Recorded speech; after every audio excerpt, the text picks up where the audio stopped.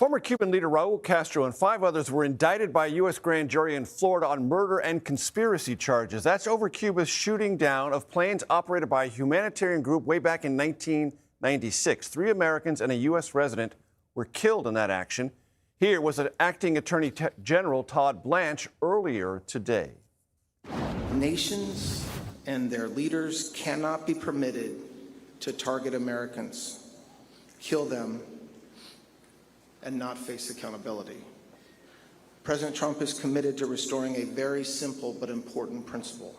If you kill Americans, we will pursue you, no matter who you are, no matter what title you hold, and in this case, no matter how much time has passed. CBS News Chief Foreign Affairs Correspondent and Face the Nation moderator Margaret Brennan joins me now. Margaret, what more do we know about these charges and specifically Raúl Castro's role? Well, Major, I have read the indictment here, and while it lays out in specifics the extent of the spying mechanics that were used to try to infiltrate Brothers to the Rescue, that humanitarian aid organization that was sending those unarmed Cessna planes close to, sometimes into Cuban airspace to try to help migrants from Cuba who were leaving. It doesn't really detail any new information in any clear way that would explain why 30 years after the alleged crime, now Raúl Castro is being charged. It does point out in here, though, that in terms of the chain of command, any order to kill would go up to Raúl Castro, who was then the defense minister, and his brother Fidel, who was at that time president. But back in 1996, there weren't charges brought by the Clinton administration. There was action taken.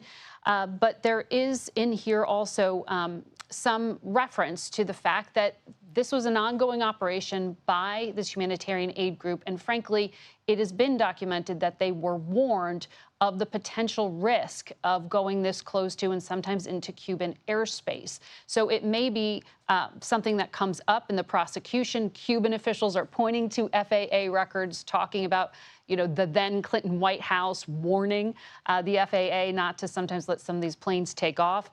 So it may be a complicated case to get to an actual conviction. But as you said, this is a grand jury indictment, and it's really a statement in many ways, Major, about intent and certainly about the frustration that the 94-year-old Raúl Castro still remains very much influential, even though he no longer runs the country. And Margaret, as I understand it, Cuba doesn't have an extradition agreement with the United States, and this would complicate already deeply complicated diplomatic relationships between the two countries, pressure campaign on the economic front, suggestions of possible military action. This all folds into that. The timing here is certainly something that makes you connect all those dots, right? To say that perhaps this DOJ action is not separate from the pressure campaign that the Trump administration has been launching in recent months to try to force the regime to change its ways to open up that communist system. The Secretary of State has announced a number of new sanctions on the military intelligence leaders of that country. The CIA director just last week was in Havana, as you and I discussed, really sending the message that they need to expel U.S. adversaries like China and Russia who have listening posts there to spy on the United States.